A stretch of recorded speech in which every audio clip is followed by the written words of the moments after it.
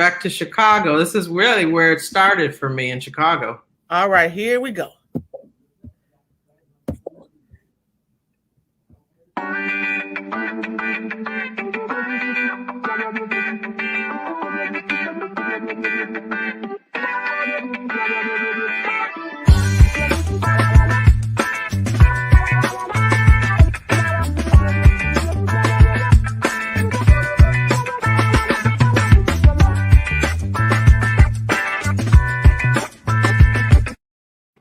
Good day, family. God bless you wherever you are tuning in across the world. Let me tell you, you are ready and prepared to receive another exciting show of Senior Talk with Clara Hubbard, your resource and information show for people getting better with age. Well, let me tell you, yesterday we had a phenomenal show with Carla Fields of the Alzheimer's Association covering Northern California. So we're going to stay in a warm climate through this virtual radio program today. We are now talking with Reverend Cynthia Carter Paralat. Is that correct? Close enough. All right, fair thing. Let me tell you, back in November 2020, we were a part of the African American Alzheimer's Forum, specifically talking about Alzheimer's, dementia, and how we need more of us to participate. But today she is joining us because her particular programming and her segment just really stuck with me. There were some terms and things that she is doing as a professional and a woman of God that I just wanted to share with everyone. And so I welcomed her to our show. So thank you so much for joining us, Reverend. And let me say this. She is Reverend Cynthia Carter Paralet, MPA. She's the co-founder and executive director of the Alameda County Care Alliance Collaborative. It's a faith-based community program in partnership with local clinic, academic, and community organizations engaging 25 faith-based organizations and their pastors in the Alameda and Contra Costa counties of Northern California. That's a sentence in itself. Let me tell you, that's a life mission in one thing. But she's also the creator of a program that I'm really passionate about in reading and learning more about her called I Choose to Prepare. So we're not going to take away any more time. Welcome to Senior Talk. God bless you this morning and this afternoon, wherever you are in the world. Thank you so much for joining us. How are you today? I am doing wonderful, wonderful, Sister Clara Hubbard. It's a pleasure to be with you and your audience today. Thank you for this wonderful opportunity. Absolutely. Absolutely. Well, as I mentioned, I was in awe of your delivery in the forum, and there were certain terms that stuck out. But before we go into that forum and our programming in detail, introduce who you are through your services through the ACCA. Well, that would be my pleasure, Clara. So I am a co-founder and executive director, as you shared, of the Alameda County Care Alliance. We are a faith-based community organization, and we partner with health systems and community organizations for the sole purpose of walking alongside our seniors and individuals that are dealing with advanced illness and their caregivers as well. And we are a free service. And so I'm really just excited about really helping our community navigate the challenges that exist when we're dealing with health issues, serious and chronic illnesses, for example, heart disease, cancer, diabetes, in its advanced stages, of course. Any health challenges, we are there for community. Absolutely. Well, one of the things that I am excited about is that you have taken on a leap that is a conversation that's really not popular among our community, and that is working in palliative care. Oh my goodness. Oh my goodness. I've worked with the Pancreatic Cancer Society in Illinois, having the experience of hospice with my father some years ago, being first time introduced to my family. And I will say this, we do have people that we work with, but if we did not have that service, it would have been a lot more difficult to help my father live out his best years or his best days ahead. You know what I mean? First time we heard of it, my family got scared, but then there were those times when he had his nurse, he would say, call my nurse because she knows she can talk to me. She knows my medicine. Maybe I'm taking something. There was a relationship that she had with him that we couldn't handle as a family.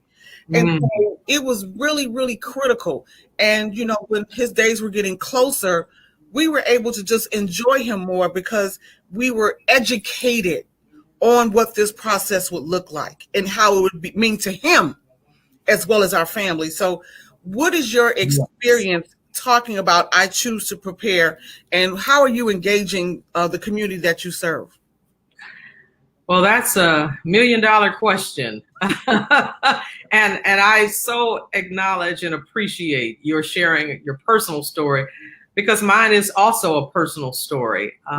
I think you had plans to show some of the clip possibly in today's segment, where I talk about what brought me to this space was my dear beloved father. My dad was husband and father of 5, one of which I am, and chairman of the Deacon Board, Baptist Church in Toledo, Ohio. So I'm a Midwestern girl, and actually really moved from Chicago to California. So I am just really have a lot of love, I should say, before I proceed, for my Midwestern brothers and sisters. Now, if you're ready, we can show that, and then you want to follow back after the video?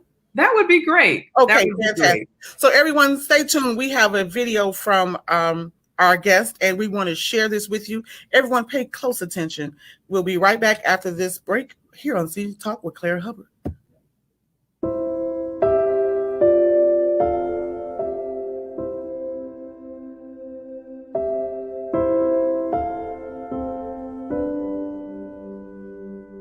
Floyd Carter, wonderful man, chairman of the Deacon Board, loving father of 5, loving husband. You know, my dad was just an incredible human being.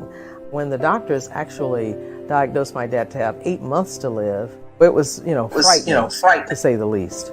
We learned about this palliative care notion when they gave my dad this negative diagnosis.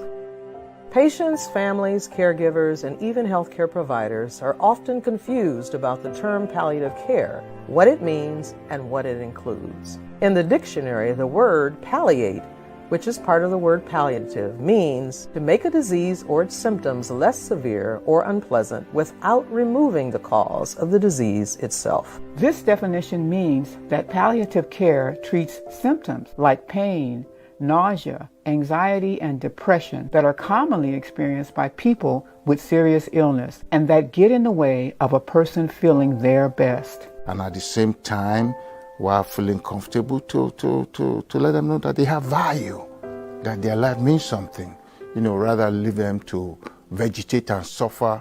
It's just to take away the pain, to take away that edge. We work in collaboration with the patient's team of clinicians or care providers while they're undergoing treatment for a serious illness, to make sure that we attend to their whole personhood. So addressing things that may come up that can be distressing: physical distress, emotional distress, spiritual distress. And so our team provides that care and support to patients living with serious illness. As Dr. Nguyen points out, palliative care happens at the same time as treatment a patient may be getting for their serious illness. Palliative care and serious illness care work together, and together they may even be more effective. A person receiving palliative care still sees their regular doctor and works with a team of palliative care providers at the same time. People often think that by agreeing to palliative care, that they have to give up treatment for their condition. This is not true. In fact, palliative care may help treatment to be more effective and may help people to live longer lives. So giving up would mean minimal to no effort, all hope lost. So any effort put forward, with faith and hope that things can get better or even will, is the total opposite of giving up.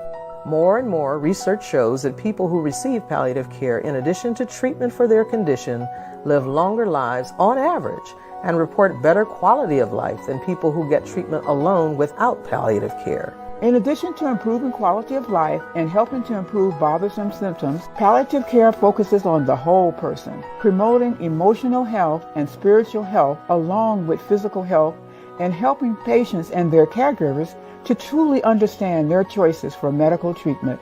All the things that I've learned through my training, through the church, now I wish I had known that then. One of the key things that help people get the care that really aligns with their values, their life goals, their medical preferences is to actually have all of the medical information they need to make those decisions. Through this process, you are not alone, and we hear you. Another common mistake people make is assuming that palliative care is just for people with cancer.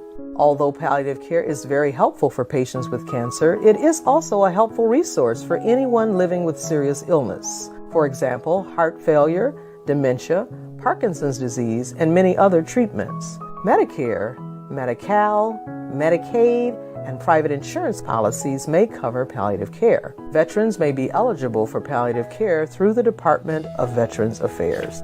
People often think that palliative care is for people with very advanced illness who are near the end of life.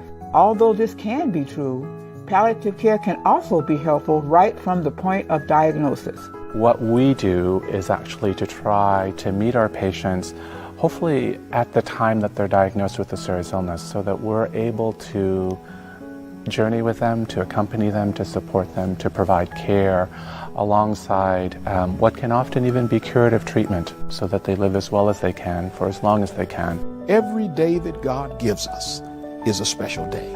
Take advantage of it, live your best life, and recognize that it's not over until it's over. Now you've heard the myths. Here are the facts. Palliative care is provided by a team of nurses, social workers, doctors, and chaplains, and is usually covered by most types of health insurance. Palliative care is available to anyone with bothersome symptoms from any serious illness right from the time of diagnosis. Palliative care focuses on helping persons needing care with symptoms like pain and nausea, and providing information and support to help them and their families to fully understand their medical choices. Palliative care can be provided in hospitals, nursing homes, outpatient clinics, and also in the home setting. But more importantly, receiving palliative care can help persons needing care to live longer, healthier, and happier lives.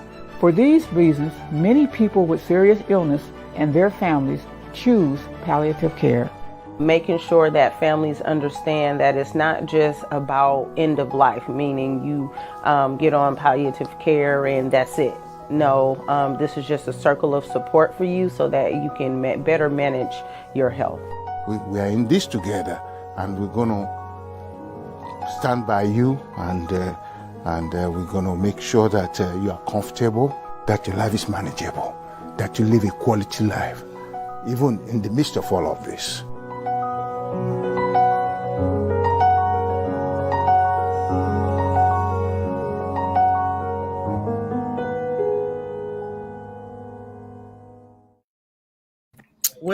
Well.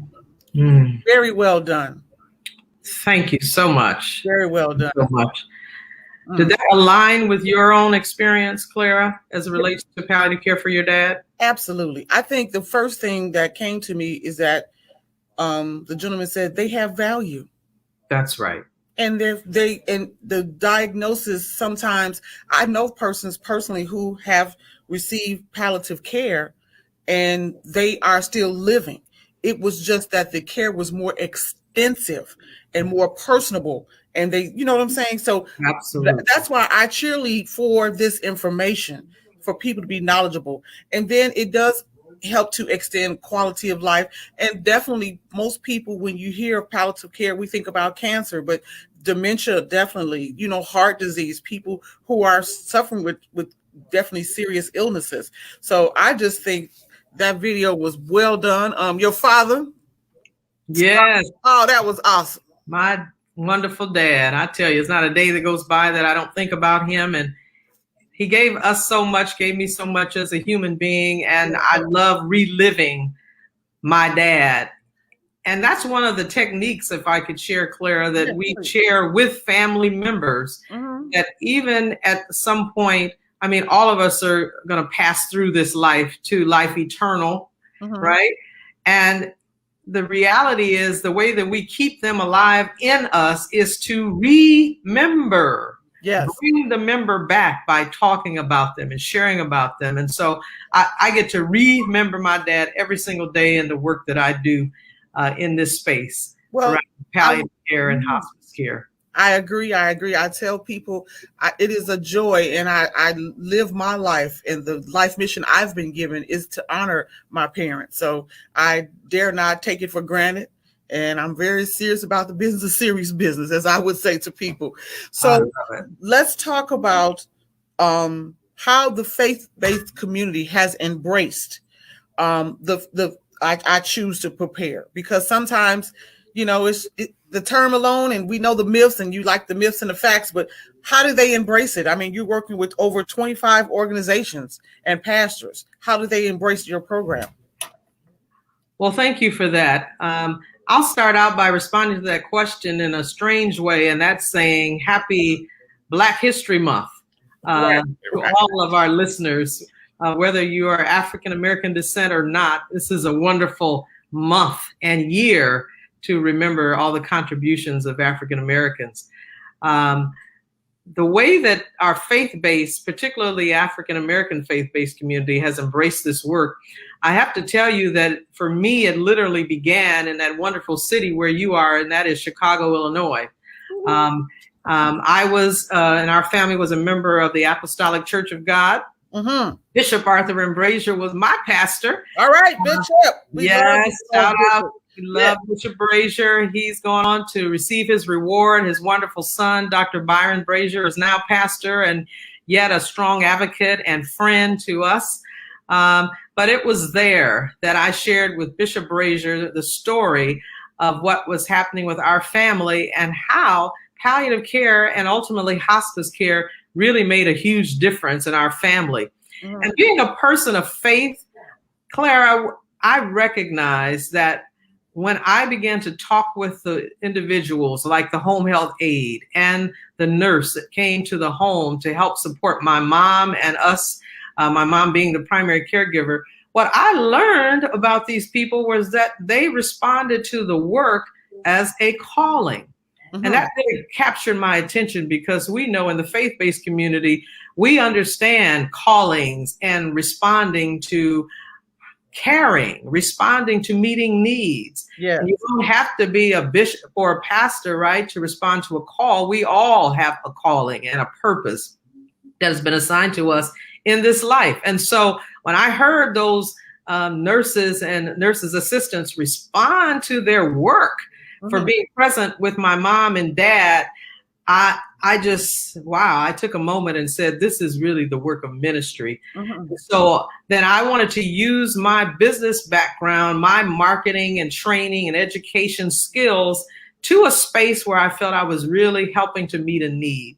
And so for us, number one, the need was people of color, particularly Black folks and Latinx community members, really have a strong mistrust for the healthcare system. That's nothing new for us. In this COVID space that we're in, I think we're also seeing that just regenerated on so many levels.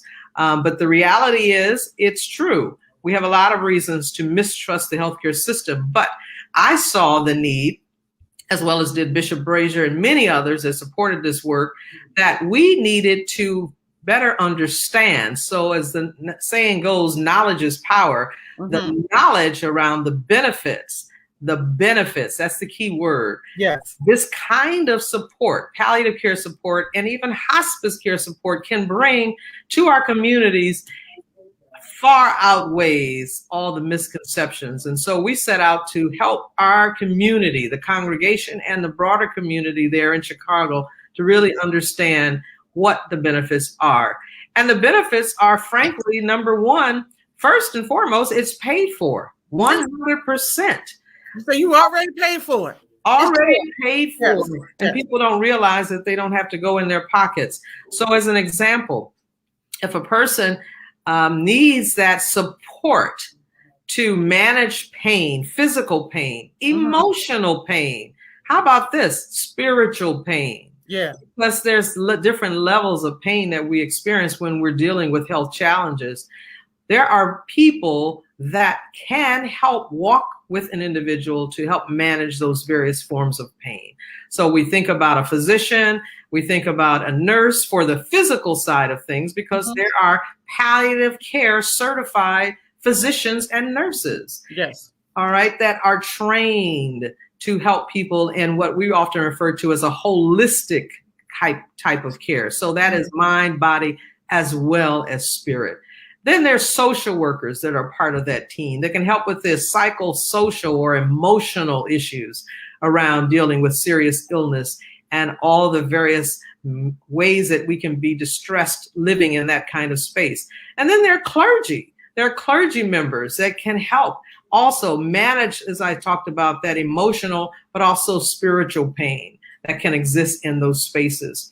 Oh, I could tell you some stories of people. As an example, I think of one individual, and I love this dear family. When I was living in Chicago and got involved in this work, literally, as I said, our work started there in Chicago through working with Apostolic Church of God and Bishop Brazier and the wonderful team there. And there was an individual that was in the south side of Chicago.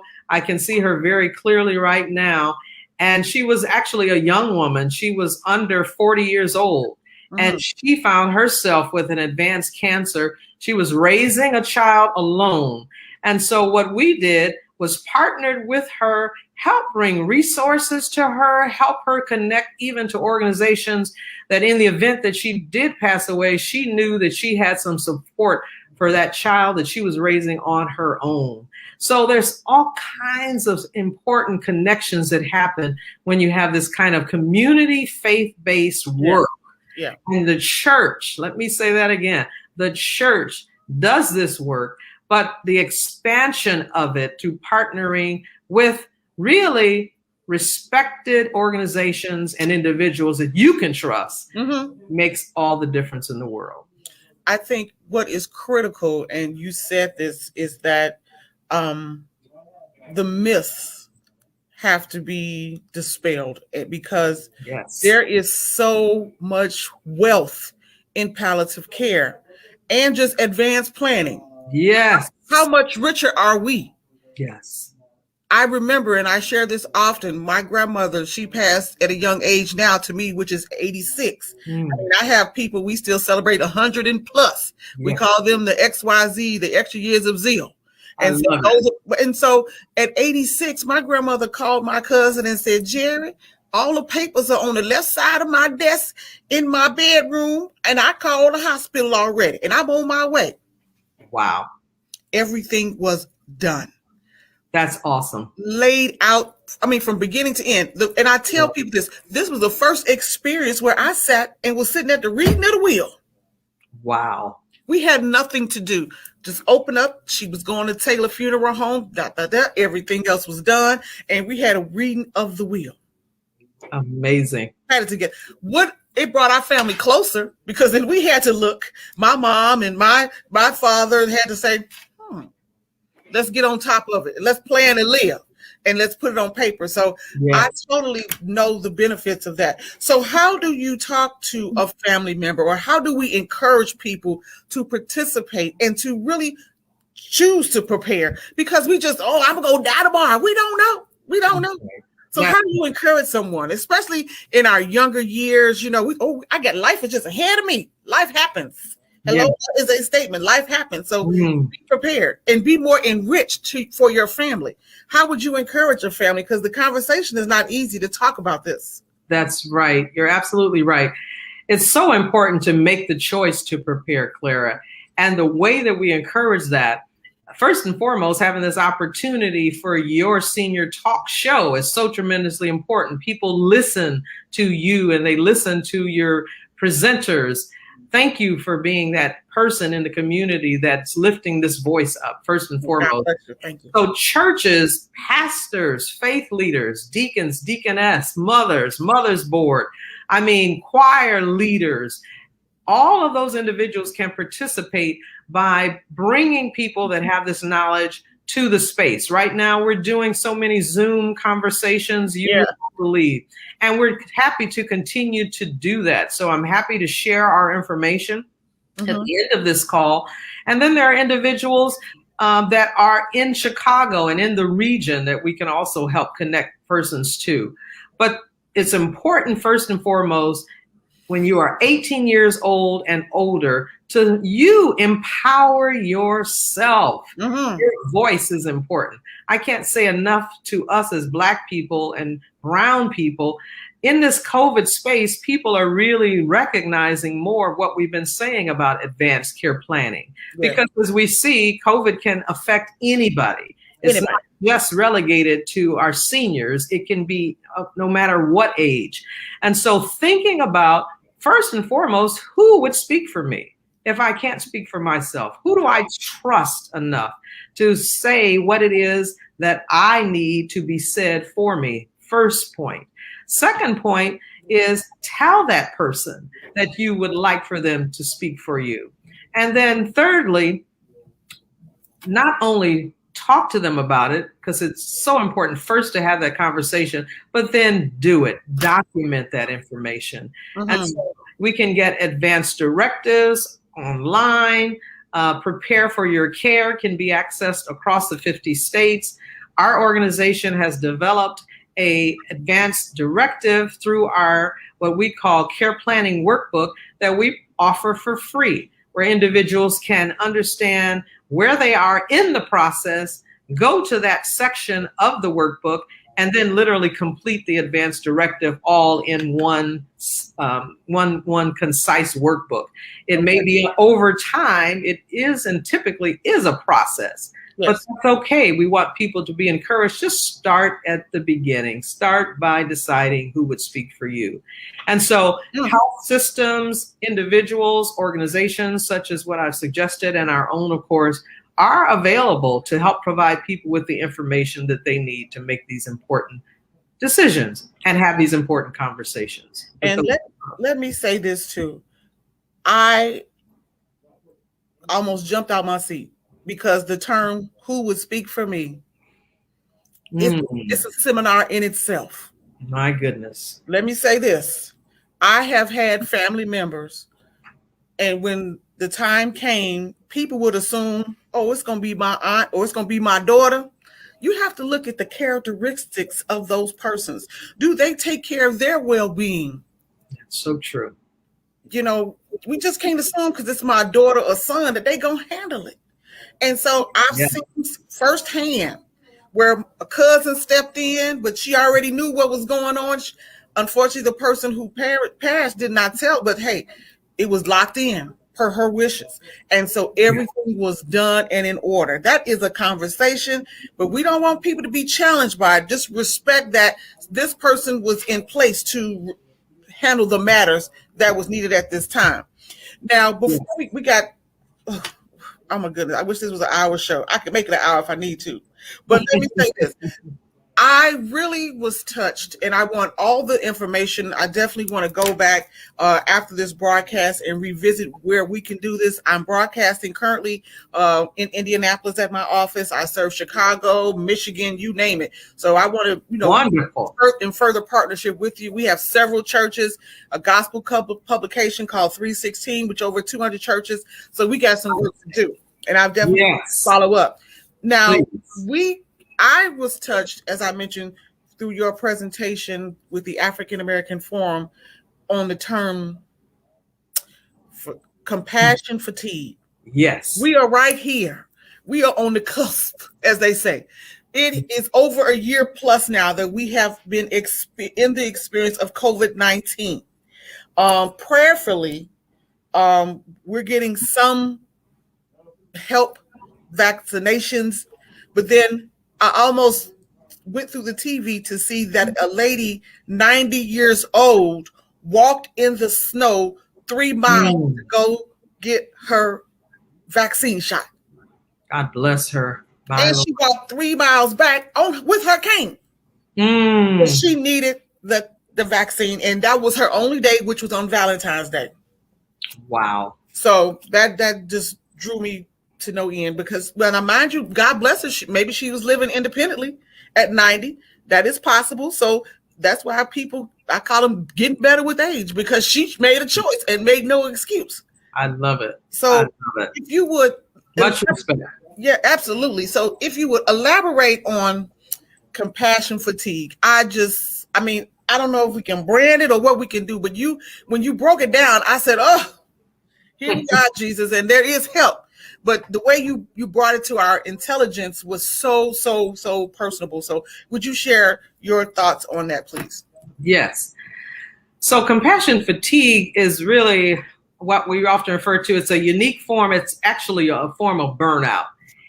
And it really affects people that are in the caregiving scenarios and professions. So people that are caregivers for people that are dealing with health challenges, advanced illness, disabilities, as well as people that are in the professionals like nurses and physicians and home health aides and so forth. So this is a type of fatigue that we really need to call out, because the reality is people are being affected by this kind of fatigue and not managing this actually ongoing tension.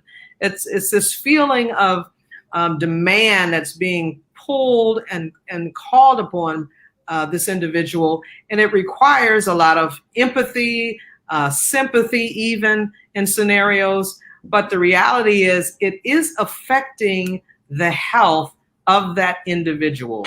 And so I'll give you some examples of some of the signs that are part of this compassion fatigue. So obviously exhaustion, constantly feeling like I can't really get rested. I'm exhausted. I'm getting my sleep at night, but I wake up feeling tired. Short attention span. So you can't keep focus on anything very long because you're just overwhelmed. Feelings really, and let's be honest, anger. It takes a lot to pour into others. And when we really, as caregivers, need to focus on ourselves also, even feelings of depression. So again, this lack of concentration, lack of focus, feeling apathetic, irritability. And I'm thinking that some of these description words or verbs are helping people, adjectives are helping people to think about their own situations. Having lack of sleep and sleep disturbance is also another one of those signs of compassion fatigue. So literally just worn thin by pouring out and being caring and loving for others is what we call compassion fatigue. Absolutely. And I know personally in the senior community, I had to really step out of the box, and I'm working with many others. I thank God for our CAPS officers in Chicago. Oh my goodness, they've done well-being checks. They've done food banks. They've went around, and now we're looking to bring more mobile services if someone would go in, because let's be clear, the disparities are still in place. Indeed. So we cannot just focus on the COVID. I mean, as you mentioned, heart disease, cancer, just a whole conglomerate of, oh my goodness, strokes. Yes. And the one thing that really my seniors are telling me is isolation. Senior Talk with Claire Hubbard, be clear, we were at the movies. We went to plays, 200, 300, 400, 500 people. We did concerts. We went to restaurants. We did so many great things. And so now we're getting more engaged. If you did not prepare for the digital age, you're forced into it now. Oh my. So now there are many seniors who are watching Zoom and meetings and there's social groups, and I appreciate that. And those who are in place to serve our older Americans, people getting better with age, thank you, thank you, thank you. I've seen some communities that did bingo. Yes. I said, really? So the lady was on one end of the exit sign and she had her chair and she called out bingo. People had their doors open and she would come down the cart with a prize. I'm like, hey, who would have thought of that? But the whole point is, there are people, as we're thinking about meal preparers. I have a friend, Chef Jimmy Carter, who I love dearly. And Jimmy Carter is a wonderful guy. He makes the big mama meals and he takes them to families and they can eat off this one meal prepared for over 3 to 4 days. So we're coming out of our walls. We have to have out of the box thinking. And so those who are experienced, how do we save ourselves in this compassion fatigue? Because I just don't know. How do we save ourselves? How do you reset to keep moving forward is the question, because a lot of people, I mean, if you can say it, when you said burnout, I was there. The first 3 months, knowing how active I was with a group of people who we just enjoyed each other, and then was just snatched away. We had to get creative.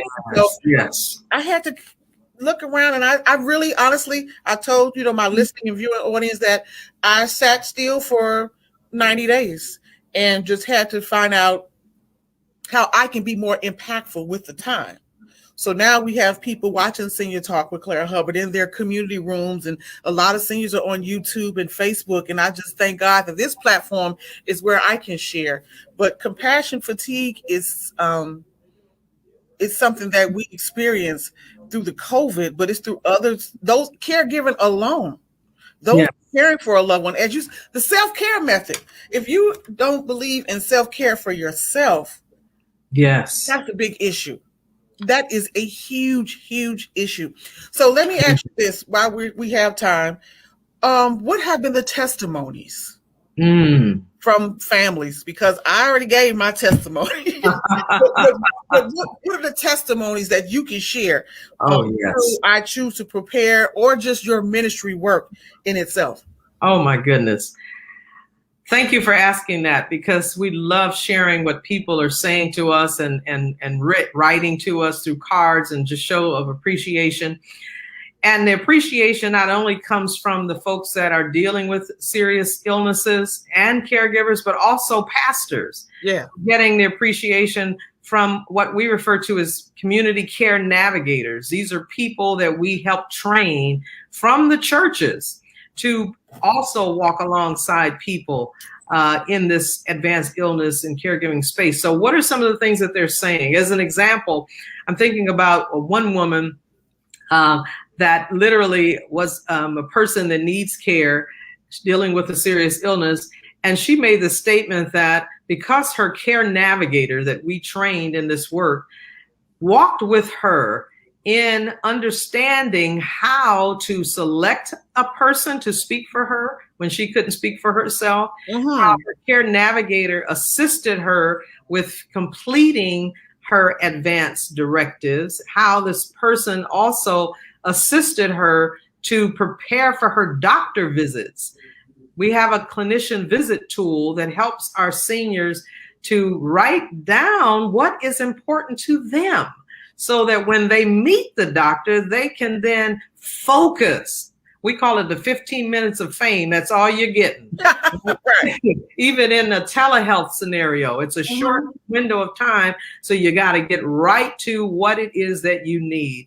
And so this dear woman shared with us that her care navigator helped her have a voice so that she knew what she wanted. And she was able to share that with her doctor. And she says, now I can go in with a plan versus someone telling me what they think I need. I can tell them what my concerns are, and then they can help me to get my needs met. That's just one example. I love sharing that story. That's phenomenal. Well, and it's nothing more because older Americans are dependent and they're living longer. That's true. So to be knowledgeable and equipped when you go to your doctors and physicians, as you mentioned, telehealth.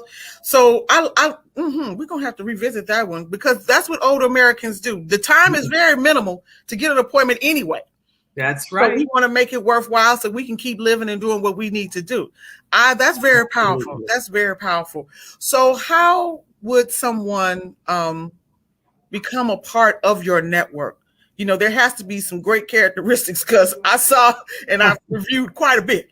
And so, are you looking for more community partners? Are trainable? Because I'm thinking I would like to be a navigator, even though I'm in another city. Sure. I'm open. I know several ministry leads who need this if they have not put it in place already.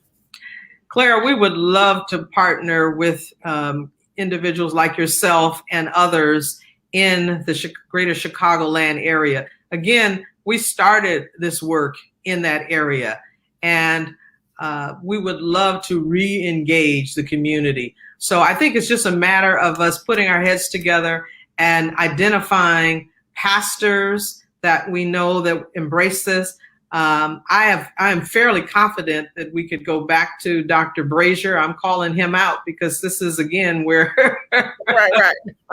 And I have wonderful friends that are members there still. Your church, pastor, leaders that you know that would embrace coming together and saying, we need this in our communities. And then we identify what health systems. So the major health systems in Chicago that we know that would embrace this sort of thing. So relationships that we currently have with leadership, because it takes that part also, because these are funded positions. It's free to the community, but these are paid positions. We train and pay care navigators to be present from the perspective. Now, of course, they're not in the home setting with people that are dealing with advanced illness and caregivers, but we're constantly following up with them on the phone, having virtual visits to make sure that they have what they need to navigate these systems. So I think it's a matter of us continuing to have these conversations. I would really love that, because we're at the stage in our growth where we can engage having more regional involvement. And I know that there is a great need. If Chicago is anything like it was when I was there, the need continues to grow because, as you said, people are living longer. Yes. Living longer and need that extra support. Absolutely. And so this is one of my final questions leading up to, what are the characteristics of that person? Of a care navigator? Of a care navigator. What